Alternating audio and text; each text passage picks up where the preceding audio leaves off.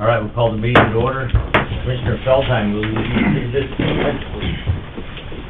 I pledge allegiance to the flag of the United States of America and to the republic for which it stands, one nation under God, indivisible, with liberty and justice for all.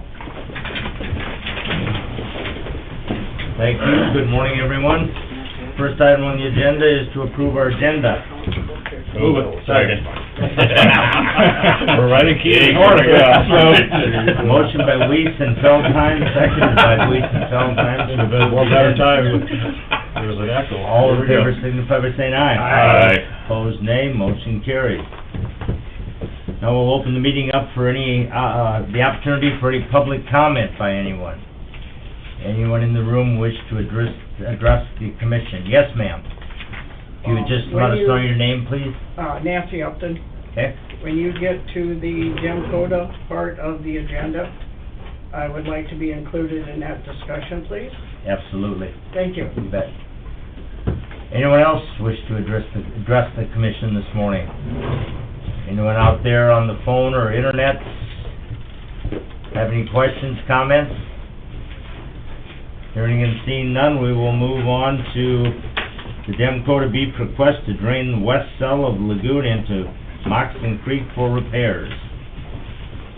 Is there anyone here that would like to speak to that? Good morning. Go ahead and come on up and have a chair. Good morning. Luke Rodig with Burns and McDonnell for the environmental consultant for Demcota. So just here to provide some background and some clarification on the discharge from the West Lagoon for Demcota into Moccasin Creek. Just for some background, the West Lagoon is an inactive cell. It's really retained stormwater over the last years, and then it's recently been used for emergency discharge last summer for a period of, was it 4 weeks? About 4 weeks during last summer. So it's a combination of stormwater and some of the pre-treated wastewater from the Demcota process facility.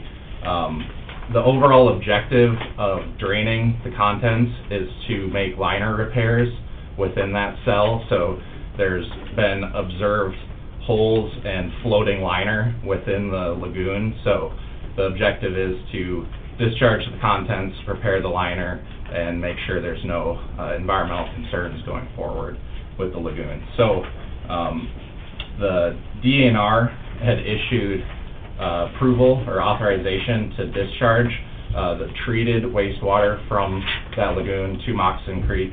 That was issued February 23rd. So they are the delegated regulatory authority to issue the authorization for this discharge. It is going to be treated, so it's going to meet stringent limits set by the DNR prior to discharge. So there's mobile rental MBBR wastewater treatment units currently on the lagoon property. The water will be pumped through those units, it'll be treated, and then it will discharge to the creek. From a order of magnitude as far as the flows going into the creek, we're looking at a discharge of about 0.4 cubic feet per second to 0.5 cubic feet per second for discharge. Over the last 5 years, looking at the available data for Moccasin Creek, the flow in the creek has been anywhere from 16 to 198 cubic feet per second. So the overall discharge from the lagoon is really a minimal impact to the flow within the creek. So overall, DNR has approved the discharge of the water into the creek, and we are here to request approval from the board for placement of the discharge pipe along 388th Avenue. So that route would just be easier for placement as well as monitoring and maintenance right along the road there in the ditch. There's a few alternatives. There's been discussions with the property owners north of the lagoon to run the pipe through the field. However, you know, there's no confirmed plan there. So ideally it would be placed along 388th Avenue to the creek location. So. what's the estimated timeline for this?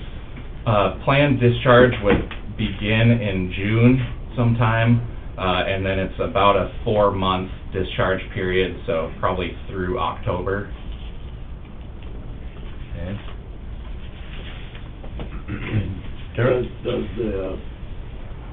Do you gotta turn in samples then of the effluent after it goes through the process? And that's monitored, obviously, what Yes. like VOD and whatever's in there, in the water getting discharged correctly? Correct. So there's a whole list of parameters that are tested throughout the whole discharge process. So if any of the limits are exceeded, that water will return back into the lagoon and not be discharged to the creek. So ammonia, BOD. Would it be similar to, the panel of tests that you have to submit all the time now? I mean, it's just that only applied to a different location, right? More or less, In general. Yep. Any other questions? Ma'am, did you wish to speak? I would like to, if I can. Go ahead. I'm a landowner, immediately north of you guys. I'm having some trust issues in regard to what has been proposed. What they would like to do, which you haven't quite explained yet, I've been contacted by Demcoda if I would be willing to let them install 900 to 1,000 feet of 6 to 8 inch pipe on my property to go down to an oxbow on my property. And that's where one of the alternatives, I don't know what the other ones are besides the ditch in my property, but one of the alternatives for the discharge. Well, that oxbow is currently broke. My concerns are, I've had 4 incidents with the beef plant since January, which has caused, excuse me, some trust issues. I know that the oxbow cannot handle, I was told, okay, not by you, but by Mr. Sullivan.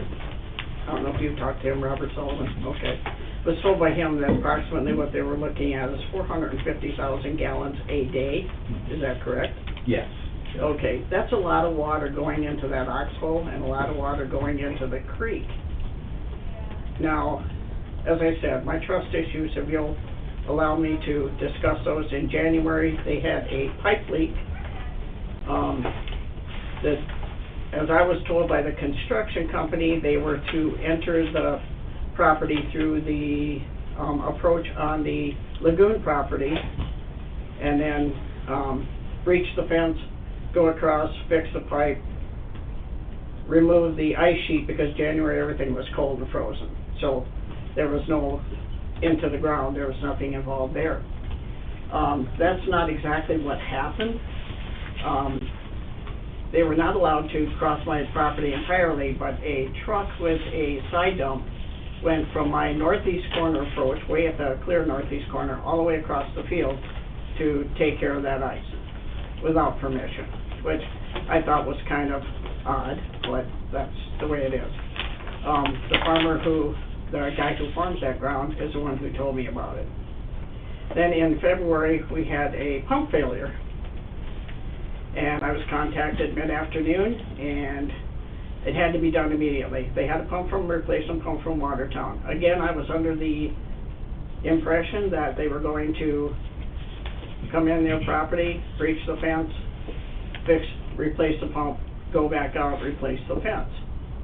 Well, I didn't get over there that day, and so that was, okay, I understand we need to get this pump fixed. In April, 23rd or so, around April, they had a hose leak. And as a result of that hose leak, of course, there was more water on my property. I've been waiting approximately 2 to 3 weeks for any results of the soil tests that they did to see what nutrients were on my ground. In neither instance have I been able to, or have I been informed of, I should say, the number of gallons of water with the nutrients in it that was placed on my ground. That's why it's imperative that we have the results of this before we proceed, in my opinion. So we know, if there's any damage to my farm ground, because that's part of my annual income. The fourth instance, where it has kind of eroded my trust, is there are a dozen hay bales on my property, they were brought in by a loader.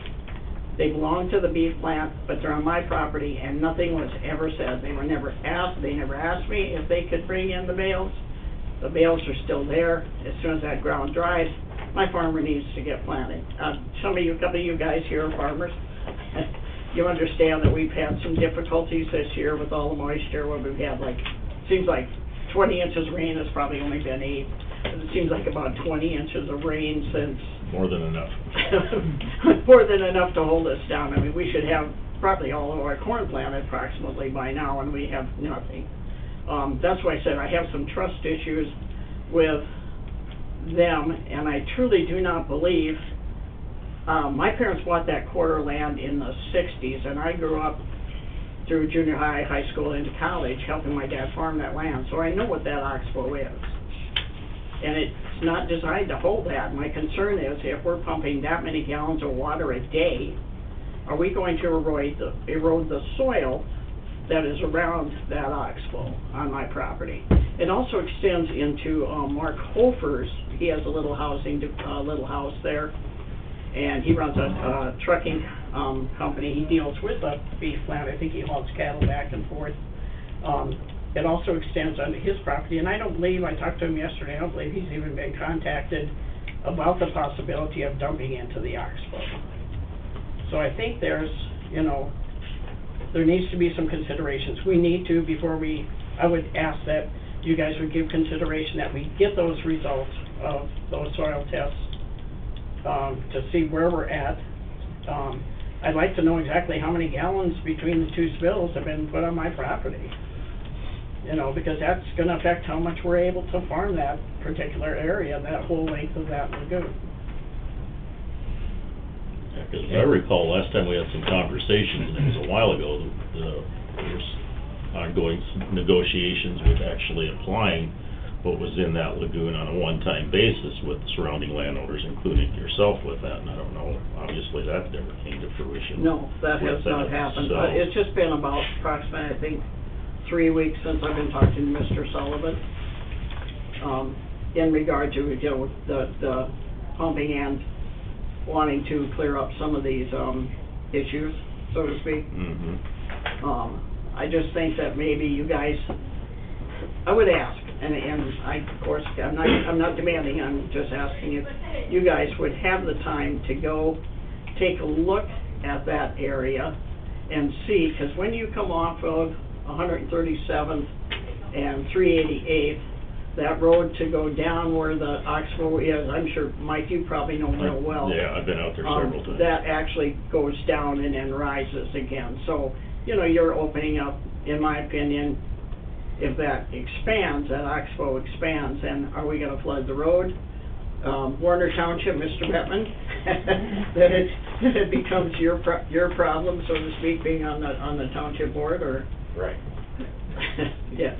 So I think there are other considerations. At one point in time, I believe that Demcota was interested in, they had bought a pivot, and they had talked to John Seaton, one of the area landowners, about irrigating off of there. Mm-hmm. And John never pursued it any further. He did have discussions with them, but he never did pursue it any further. Nobody else. Jim Thayer's property, Prairie Hill Farms, directly west, nobody's contacted them that I'm aware of. I have given them that information to Demcota. It's just, I think we need to proceed carefully. Maybe you guys need to, I'm just suggesting now, that maybe you guys need to do a little more consideration, a little more checking of facts, especially the nutrients that are in there. I am concerned, like I said, and I feel like if you send a soil sample in, I'll digress for a second. We've done this through the years, growing up with my dad farming. If we had a piece of ground that we were having difficulty with, we would take soil samples and send them in, like SDSU, and we would actually have results within 2 or 3 days. So this extended period of time of not getting these results is it kind of bothers me a little bit, because I'd like to know what's on my land. So I would just ask if you guys would just kind of give a little more consideration to what this is gonna affect, because we know a couple times a year the MOG backs up and goes north. It's inevitable, and especially with this rain we have, are we gonna be impacting back up into the Oxbow if they go through the ditch, back up into the Oxbow, or any of the area farmers around? For those of you who haven't traveled the Moccasin Creek, it goes about, I'm gonna guess, maybe 40 miles to get to 10 miles to Warner approximately. That's Meandering is one of the words they use. The way it yeah. meanders, yeah, it kind of works out to be about 40 miles, and so there's, you know, a lot of land that could be, with this volume of water, a lot of land could be impacted. I'm not sure if it was you guys or it was the city, but when the airport, you're on the airport board, aren't you? Used to be. I am. Oh, you are, okay. Many years. When yeah. the city, I don't know, like I said, city or county, when the airport was had to mitigate some acres because they were changing some runways around and expanding, the city limited, I believe, the amount of water that could be shifted to the wastewater treatment plant.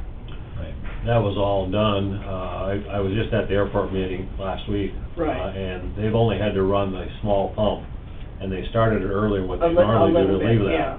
that. Now, there was some gauges put in, and Scott Mites, I see, is on with us.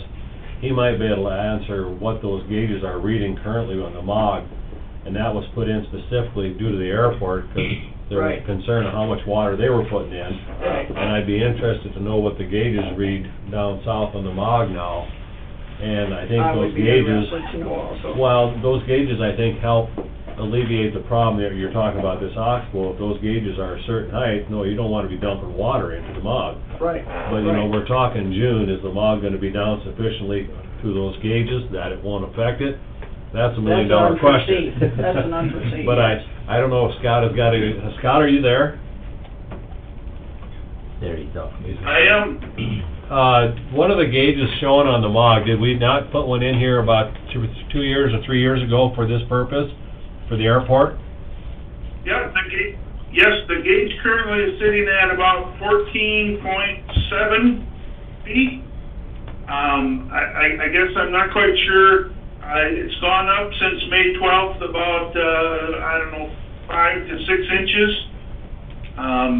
I'm not sure what it normally runs at down there. That's not a gauge that I normally watch, so I really can't add a whole lot of feedback, but it is up to almost 15 feet down there.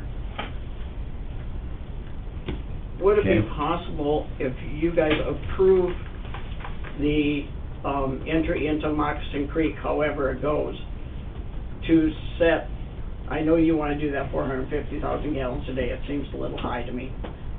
Would you guys be able to set limitations like the city did with the airport?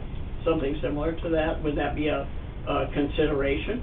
Well, that's one of the two considerations, is number one is the volume, and number two is the quality Right. of what goes into it. You know, Right. so we've got, you know, the level and trying to balance that out without having to add to a critical situation when that comes up, is typically in the spring, but it will vary, you know, as you Right. mentioned, and then the water quality about what exactly is going into it. I'm And- wondering if this is Well- going to be with the volume of rain that we've already had, if this is gonna be one of our wet years within that 10-year cycle where you get 7 normal years and 3 either drought or wet, you know, anything along that line. you know? I think- Dennis, go ahead. I think another issue too is the route that water is, or that is taken down there. I don't know, this 388th Avenue, is that township or is that county? That's township, isn't it? Township. So I think the township's involved here too, if it's gonna be, you know, on that route, and the county commission really doesn't override the township as far as their authority, and if they don't want that pipe in their ditch, well then, you've got another issue. Yeah, I was just thinking about that, and I'm trying to stay in my lane here, but in the past, and what you guys have done in the past is, and Darwin's sitting over there, he's forgotten more about this than I'll ever learn, but, the township is their own deal, as you know, and you guys have been real consistent about those decisions. So, and then the state's attorney's lurking in the doorway, 'cause I don't quite understand what it is. I mean, are you guys saying it's okay for the discharge, but the route is either gonna be on private property That's or right. it's gonna be in the township road ditch? Public That's the right-of-way, first thing. township jurisdiction. And there's been no discussion about what that hardware is. Ours- Now, I would assume it's just could be as simple as a pipe laying out there that gets monitored and blah, blah, blah. But that's just something I wanna point out. You guys probably obviously are aware of that, but we're kinda glossing over the fact that we can't, or you can't really What authority do we have in the first place? on the township. My If you're point. looking at the environmental side of it, benefit for the county, we already know, I mean, how many places in the United States has the township stopped the FAA from draining water on them? Mhm. I would imagine that hasn't happened a lot, Mhm. okay? So, you gotta remember, that's the perspective, but there's a myriad of issues here. You're talking about, like you said, the quantity, the quality, who the hell has the jurisdiction. authority to say that you can put it across this property and all that, so just be aware of those things. I think that's the thing we need to determine first, how it's gonna get there, and then it's the, quality and the volume, because, I mean, these folks that are south of Aberdeen, all the way into Mansfield Slough, I mean, are absolutely year after year inundated with water, and that was the whole issue with the airport. And, Right. and now, all of a sudden, I mean, when a glass is absolutely plumb full of water and you put in a drip, it's gonna run out. And that's kind of exactly what Nancy's talking about with her It's gonna oxbow. spread, yes. Because I mean, once you get to a certain level, that water's moving out. It's not going down the creek no more. So it isn't just, I mean, it's the route, it's the quality, and it's the tiny little bit of volume that you're gonna add that's gonna cause more trouble, continual trouble, on and on and on and on. I guess the thing that I don't understand is why, when we're in a time frame of flooding, and now all of a sudden we're being pressured to pump this lagoon, when, maybe there would have been an opportunity last year, why all of a sudden now it's such a pressing issue? Does the beef packing plant have a problem getting rid of their water, wastewater? What's the deal? I mean, wasn't it designed properly in the first place? Were there issues with the permitting going through the city wastewater treatment plant? What's the real issue here? So, I'll address that the best I can, and Bob, feel free to jump in here too, but, the west cell is not a permitted treatment unit within the city's discharge permit for the beef plant. So the city, we've been in discussions with them, they are open to a portion of the water being treated through Demcoda's pre-treatment process and discharged to the city water reclamation facility. However, just the volume that they're able to incorporate through to the city is less than the volume that we need to ultimately drain out What is before that winter. volume, out of curiosity? So, How many thousand gallons at a time would they be willing to take? So then we're gonna dump it on the landowners. to the city, the discussions have been, around 200,000 gallons a day. And, so going back to the 450 to 500,000 gallons a day, that's really the overall discharge that we're looking for from the lagoon. But isn't So- that 40 million gallons in that lagoon? Approximately, yep. And so just the time frame to drain that water before winter is really where we're setting that daily discharge volume at, is to be able to remove the contents before winter. Is the 41 million gallons also includes the sludge though, right? It It's not does. just the liquid. So once But it has the liquid, nutrients in it. Well, I was That's just the looking thing, at how you're much putting the volume nutrients into the of water. yeah, the sludge volume is somewhat of a question mark. It's very low solids content, so they did do a sludge survey back in October. I think that's when the liner was observed to be floating, and so there just wasn't enough time last year to start discharging the contents prior to winter. So now we've been evaluating options really since January, of how to remove the contents, repair the liner, and make sure there's no environmental impacts going forward. Let me ask the state's attorney, do you feel that we have the authority to make this decision, or should that be a township decision, based on what you've heard? Morning, Ernest. Morning. That's what I get for lurking. Oh, God. You know, again, kind of an off-the-cuff answer, I would probably need more of the details to give you a clear answer as far as the jurisdiction. I do believe, and this isn't an affirmative answer, but I think, or a strong answer, because again, haven't had the time to actually look at the details. My gut tells me, and that's all it is a gut response, that it probably goes more to the township than the county. But again, I would have to look at the details to make that a solid answer. So if they choose the ditch route to go, then they would have to absolutely get permission from the township, because they would have to go into that right away? I believe so. Again, this is kind of an off-the-cuff, working in the doorway answer. So, Well, it's got bigger I guess implications. what I'm saying is I am gonna put that caveat on anything here today. This is a off-the-cuff, Well, it's got greater implications, but it's like no different than applying for an approach. Yep. Is it the state, is it the county, is it the city, is it the township? Who's right of way, who's legally responsible for that public right of way? and just like that, there's a lot of information that goes into that you analyze before you make that answer. And I think what I'm saying here is that I don't have that information to make a definitive answer. Darwin, go ahead. When they first started on the building of the processing plant over there, they did come to the township. The township did grant them permission to run, I believe it's 2 pipes in the west ditch of 388th. Yep. And my understanding is that one, they pump it out there and then they bring some of that back. That's why there's the 2 pipes. Yeah, there's a pressure release valve over there on that west side that you're talking about in that ditch. Is that where the manhole? That's where the manhole cover is. I've been told it's a pressure release valve.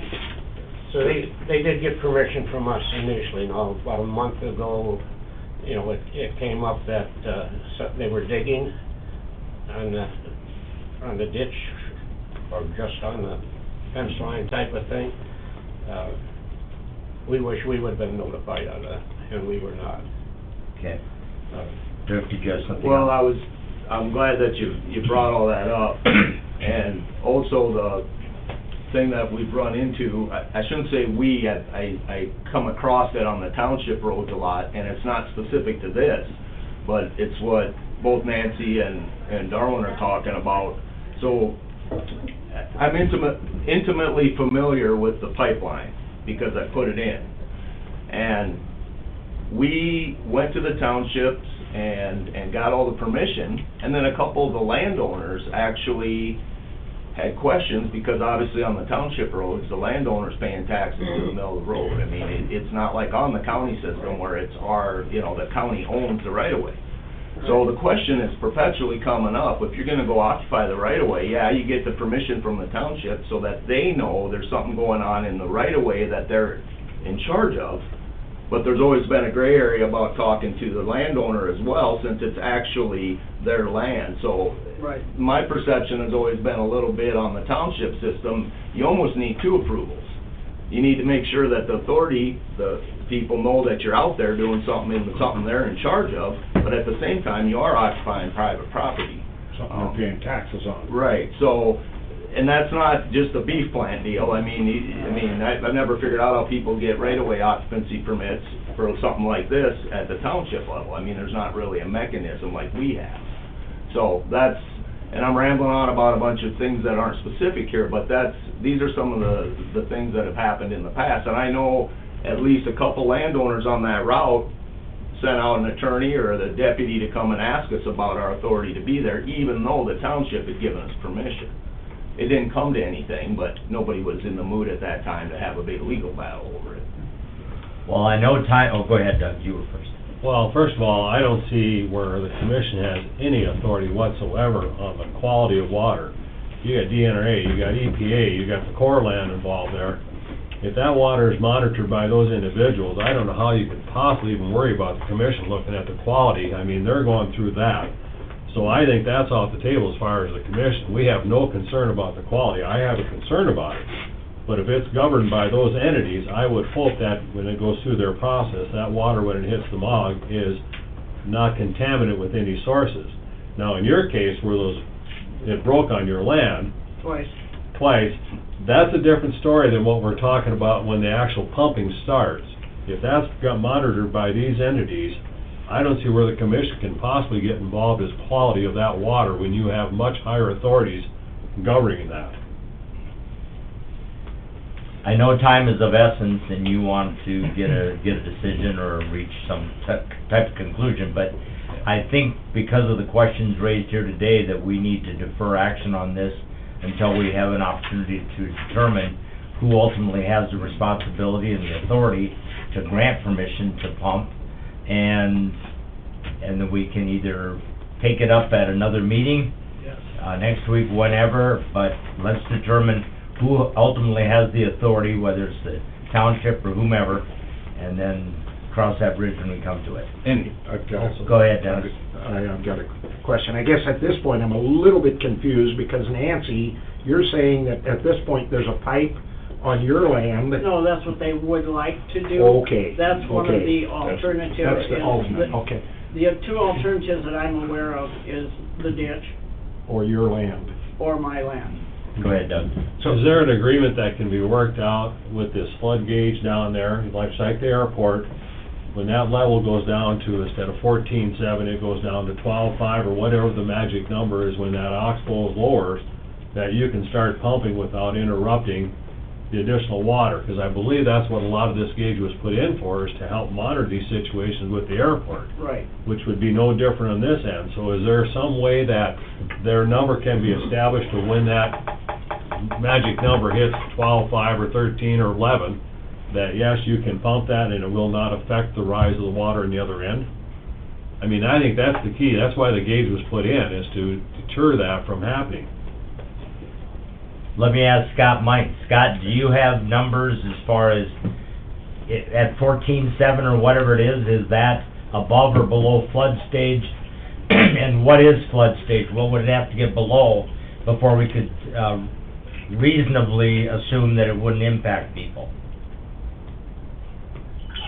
I think there's... With this being a new gauge, and I was able to pull up some historical data, and it looks like last summer, the gauge was running around 13 feet, give or take a little bit. And right now, it's about 14.7, so it's a foot and a half or almost 2 foot higher than it was last summer. Now, this gauge it's just a monitoring gauge. There's no flood stage established for that. That was something that we would probably have to work with USGS on, and go through somewhat of a study. But again, this is not a gauge that is set for flood stages or anything like that, unfortunately. Okay, thank you. Darwin had something else. Go ahead, Darwin. was agreement made with the city a few years ago, that when it got to a certain point out by the filtration plant, then the airport could not turn on that Right. large pump on that. And I don't know if the county, if it gets involved in Oh, yeah. on Right. monitoring that. Well, as dry as it was last year, I would guess that at 13 feet, that would be a fairly low point, because we didn't have much moisture last year. So we're about a foot and a half, a little over a foot and a half higher than that this year. So if we did want to move forward, whichever entity has the authority, I would think that it would be wise to include something like that in that agreement, that when it reaches 13.5 or whatever, then it would be safe to discharge, but that's Last just year, the thinking out oxbow loud. was at fairly low last year due to the drought. If you drive that, have you driven that? No, I don't Okay. have it. When you come off of 137th and you make that turn to go south on 388, the road actually goes down and then comes back up again. That's why I would suggest that maybe if well, Mike, you know, if give you the opportunity to go out there and take a look yourself, so you can see basically the lay of the land. And if the MOG is having difficulty because it doesn't flow that fast, if it's having difficulty and that backs up, like I said, it would impact Mr. Bettman's organization, the township board, then, you know, we've created another problem, and it would also, I worry about the erosion off of my land with that oxbow if it's too full. Where, I guess just out of curiosity, the pipe that would potentially cross your land versus where it's dropped in, if the pipe in the township ditch, which is higher or lower? Is the pipe that goes across a private property below the point where the township would drop the water in? No, it's higher. The township ditch is lower, and it's essentially just be offset from that alignment onto the private property, so it'd be similar discharge location, just a little bit east in the oxbow. And we would have monitoring in place for any erosion on the discharge end of the pipe. We might Because that have would then come some into the MOG, BMPs. you'd have more silt and stuff. Right. And we know the MOG is silty already. I mean, we've lived with that for years. There would be BMPs in place to prevent, you know, rutting or, you know, washout from the discharge. And I think it's very reasonable to monitor the levels within the oxbow. And at some point, there is a hydraulic connection to Moxon Creek underneath the road and then to the Yeah, west. because it circles Yep. underneath it. Yeah, Who circles specifically- Underneath the road, then comes. Yeah. Who specifically would be watching that, Yes. that whole situation? I mean, as far as sediments or Right. any of those kinds of things, would it be your company, or would it be Demco Beef themselves? Because it sounds like from what Nancy said, the Demco hasn't always totally lived up to what she was Right. expecting, so I'm just curious as to who would monitor that. So there is, you know, weekly testing involved, and so part of the weekly sampling and testing, it goes to a third-party independent lab to run those results. On the actual monitoring, as far as visual monitoring for the discharge, you know, it'd be probably on the Demcota side, Would for they take the monitoring that. Demco take the samples then? Typically, yes. Okay. Yep. Go ahead, Mike. When you guys had approval from the state for your water quality dump in there, did you also get gallons of how much at that time approval? Up to 500,000 gallons a So the day. state has is what already the approved that? State had approved. So I'm just curious, Yep. if you guys went across private property completely, you wouldn't have to come through us at all? Is that kind of what I'm hearing too? This is just for the... More or less, right-of-way? we want to be totally transparent. You guys will Yeah. get calls and from the public, from people driving on the road. So jurisdiction or not, I think it's good to get the information out in front of you all, and make sure all the parties who need to be involved, including yourself and Mr. Darwin here, are just aware of all the aspects of this, so, yeah. Well, I appreciate you're trying to find solutions, because the lagoon is there, and you're looking for, on a shorter term basis, not so, you know, not short term, but you have some concerns about the integrity of the facility itself, but it is being used for overflow, which speaks to the bigger issue, is that you don't have, or they don't have, you know, the ability right now to be able to treat everything that you need to treat that's coming off of that facility. And whether it's working with the city or doing it yourself or whatever it happens to be to meet standards, because we're talking about bringing in mobile units to treat what's in there now in order to get it to the standards it needs to be to discharge, to try and take care of the short-term problem. But the bigger problem is the volume on a regular basis, to be having it set up, whether it's, you know, in conjunction with the city or up with your own facilities, to treat it to a standard that it needs to be before it's released into the surrounding, And that's being addressed, so there's a large, treatment plant expansion currently ongoing, and it's Right. anticipated for, My neighborhood. June sometime for that to be completed, which will alleviate a lot of those treatment challenges that the plant has been experiencing. Okay. But the West Lagoon is entirely for emergency purposes and not part of the, typical active operation. And so, right now, they would not be allowed to discharge into that lagoon until, the liner is repaired. okay. And the last point that you brought up about the results in the testing, and, because I know. It's been 3 weeks, I would think they would have them by now. Well, the testing itself has gotta be to a testing facility within a very Correct. short time frame. That was sent in on, as I understand it, April 26th. Yeah. That soil test was Now- taken and submitted. By the DANR had sampled it, correct? That's correct. So, well, Who sampled it? the DANR, Okay. the state had actually done the sampling, so I can follow up with the department, see where the results are, 'cause we haven't received them No. on our end, so I'll follow up with DANR on that. Darwin, did you have something else? You know, frequently, when it's high water, the oxbow that she's talking about, there's 2 cuts, of course, in the road, as you mentioned.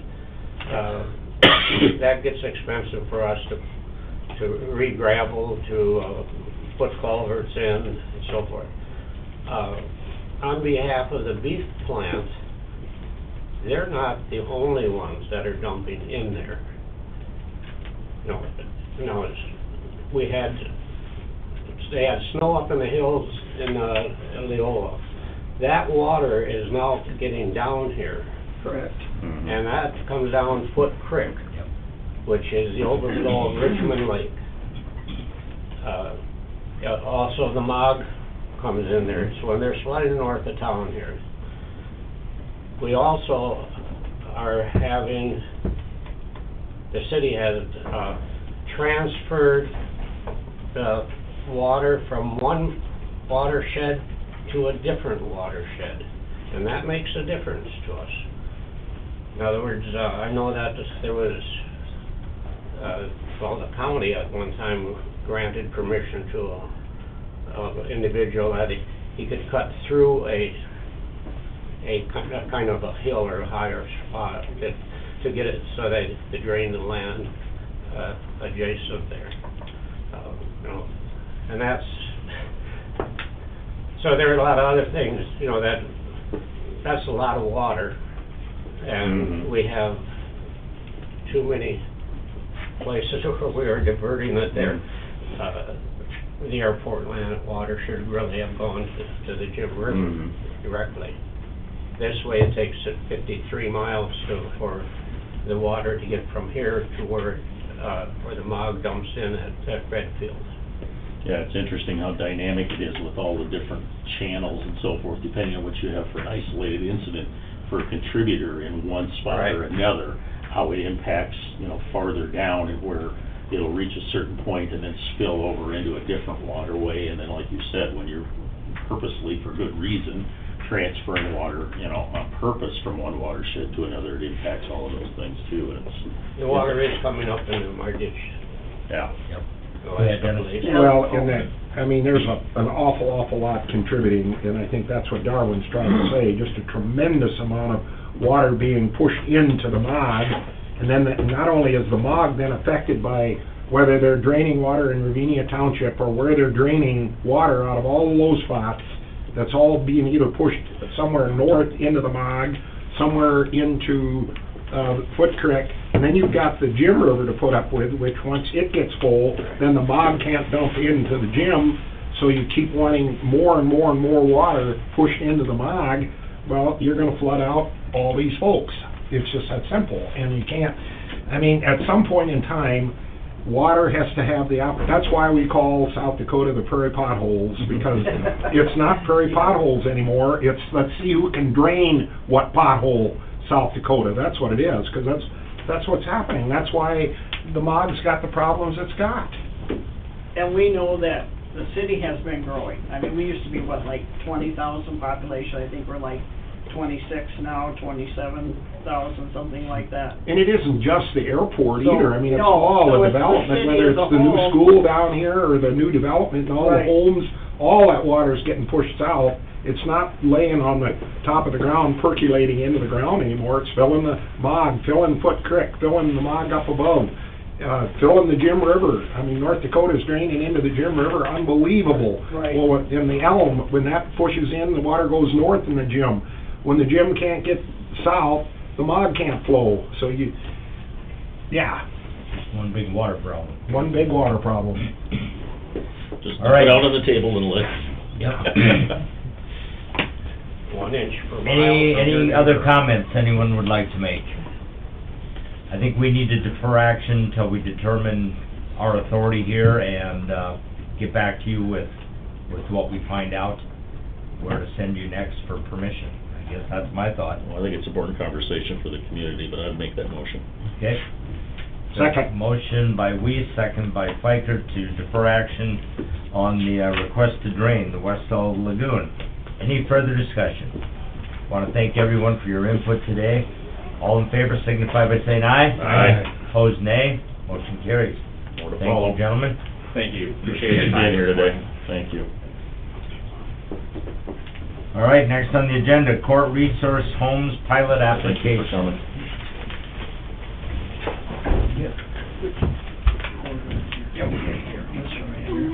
Good morning. Thanks for being patient. Dirk's fault you're late. I'm an innocent bystander. No, you're not. Nice try. I'll agree with bystander.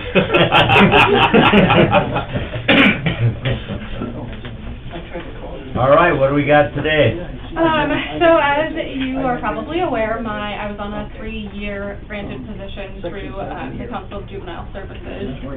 So that grant has come to an end, but they are offering Brown County to be a pilot county, I guess, for what they call a court resource home. So it is an alternative to detention.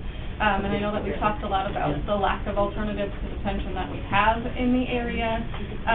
We know that it's not going to be a fix-all for all of the kids who would be unnecessarily overrode into detention, but it's an idea of licensing a foster family specific to deal with children that would be coming into contact with the court system. This would be, it's a $30,000 grant that would be paid to the county, and then we would just have to report the drawdown on whatever basis they provide. And so this would cover the licensing of the foster family, training the foster family, and then the coordination to place the kids with the foster family, etc. Looking at our data in 2020, we had 23 kids who would have benefited from this. In 2021, we had 9 kids who would have benefited from this. I just want to make one thing really clear. Kelsey's position as juvenile coordinator is a 3-year grant. And she is budgeted to come on as a county employee to continue her diversion efforts. This is something different to address a specific problem. So there are 2 separate things that will be coordinated through Kelsey's position.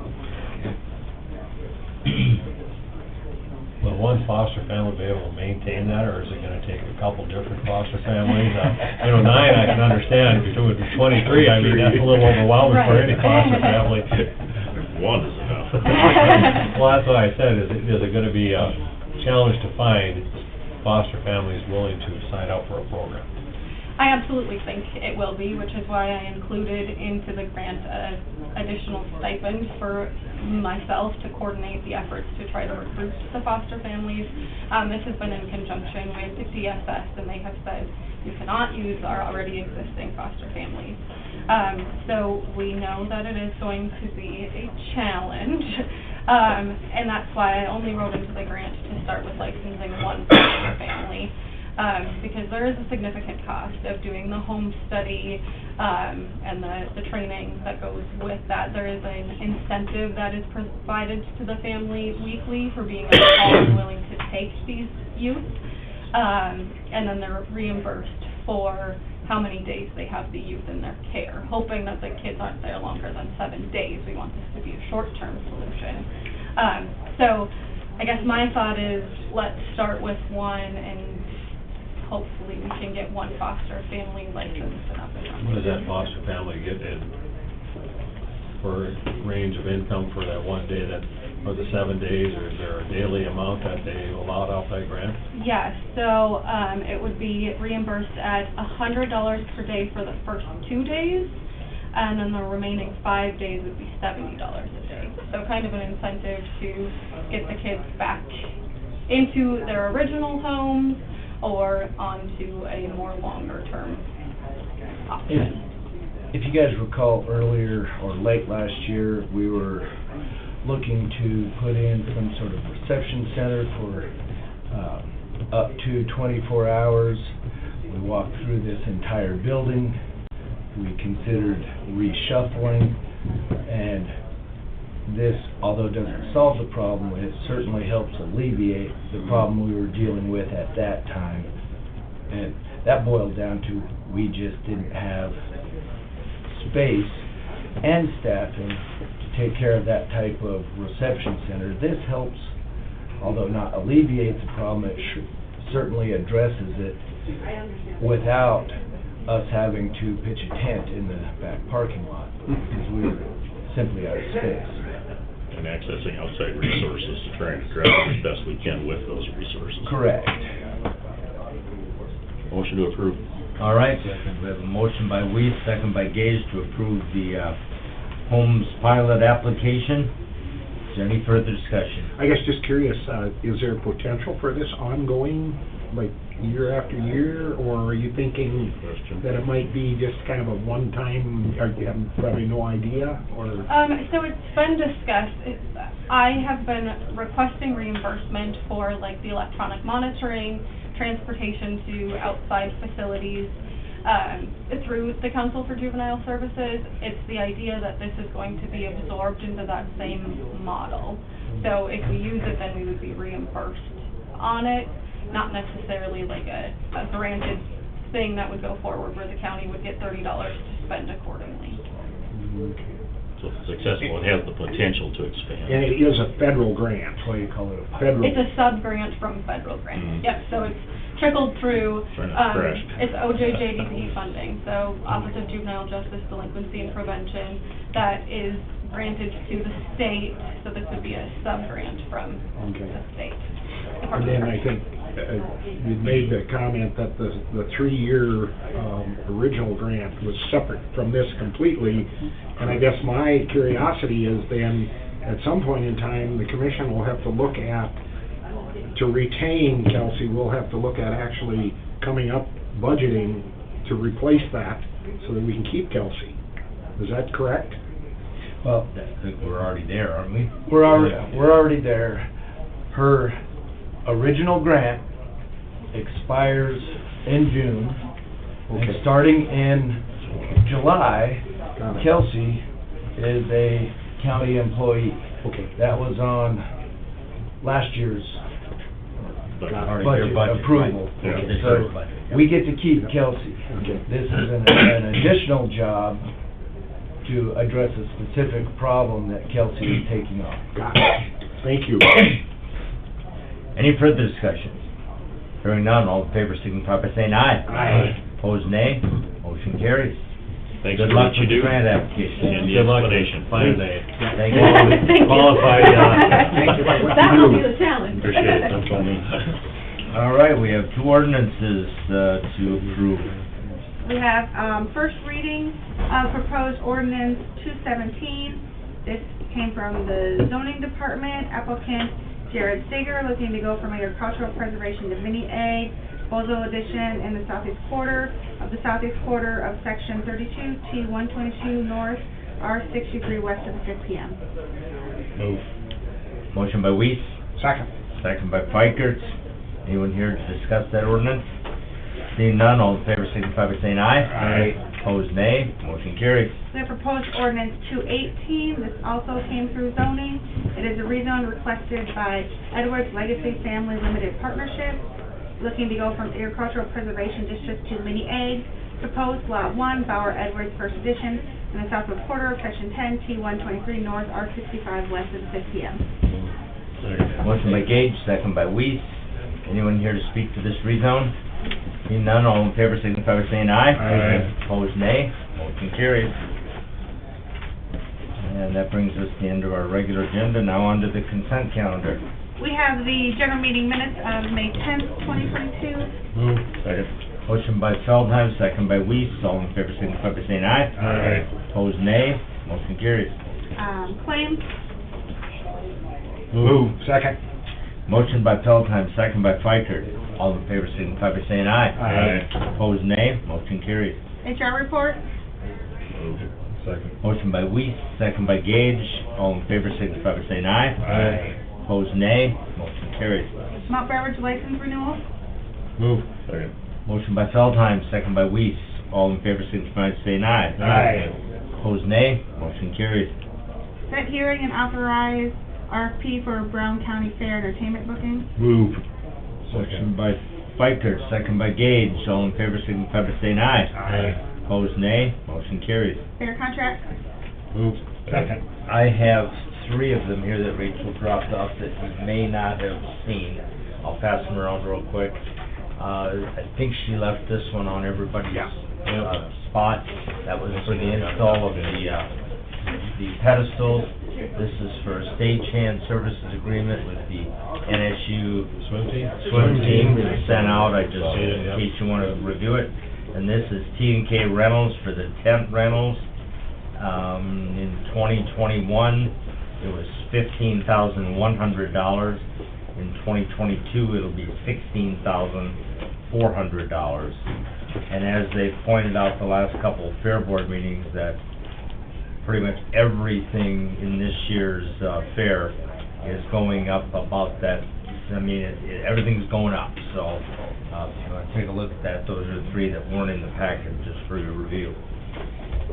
But, I have a quick question on the stagehand one, and it's not because I'm opposed to it or I've got any issue with it. I think you do a great job, but we've gotten to the point now where we're putting everything out for, to see who might be interested, or to make sure that we get, the best opportunity for different partnerships and so forth. And then I'm just curious if that was opened up for any other interested parties to participate in that partnership as well or not. And if not, why not? I'm just asking.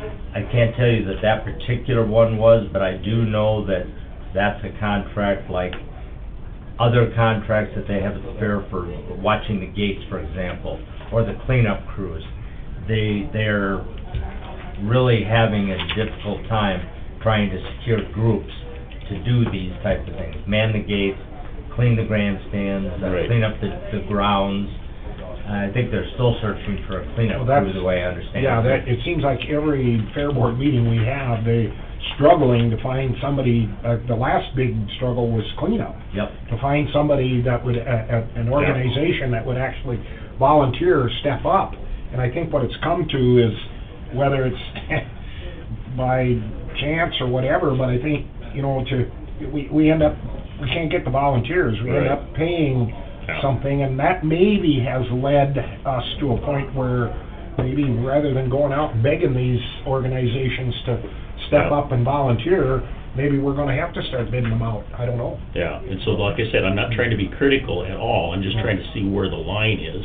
And it's, I've mentioned many times, I think it's critically important we maintain the relationships with the organizations and the people that help make the fair go and go well. So I'm not being critical about it, I'm just curious where that line is, or Well, I where that think that's- conversation is.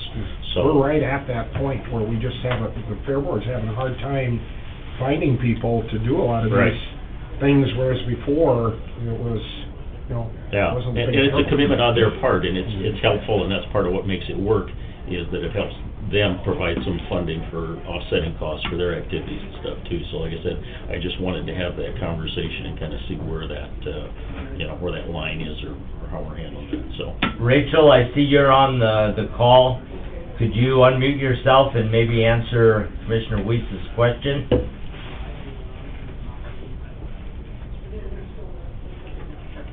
Or not? Hoping to get you an answer.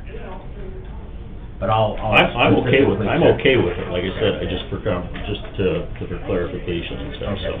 I'll find out how they arrived at this and if they did ask other Okay. entities and get back to you. I'm sorry, I've lost track. Do we have a motion for fair contracts, or? I don't think I've gotten one yet. I'll move it. Motion by Weiss, Second. second by Pfeiffer to approve the fair contracts. Any further discussion? All in favor, signify by saying aye. Aye. Opposed, nay. Motion carries. The joint powers agreement and maintenance agreement with South Dakota DOT. Move. Second. Motion by Pfeiffer, second by Weiss. Anything we Make it need to Pfeiffer. know on that, Dirk? Yeah. No, that's just, you'll see some rumble strips, that's basically what that is. They're predominantly where the county roads meet up with the state roads, and then we have a couple of our higher volume ones, but it's 100% paid by safety funds from the state, so it's no Okay. money out of our pocket. Okay. All in favor, signify by saying aye. Aye. Opposed, nay. Motion carries. We have the BC Connect service contract. This is actually a memorandum of understanding. Move. Motion by Weiss, second by Gage. All in favor, signify by saying aye. Aye. Opposed, nay. Motion carries. Okay. Let's see. Brings us to the end of our agenda. Is there any other business to come before the Brown County Commission this morning? I'll take the next step when it gets. Okay. Like, the middle one. Moving on, we have a request for personnel. Yes. Okay. We have a request to go into executive session for personnel. Move. Should go and talk By to us. Feldheim, second by Weiss. All in favor, signify by saying aye. Aye. Opposed, nay. Motion carries. We are in executive session. Anything, Rachel didn't need her contract. Thank you. All right, we're out of executive session. No action as a result. Is there anything else to come before the Brown County Commission today? Hearing and seeing none, I would entertain a motion to Move. adjourn. Second. Motion by Pfeiffer, second by Weiss to adjourn. All in favor, signify by saying aye. Aye. Opposed, nay. Motion carries. We are adjourned.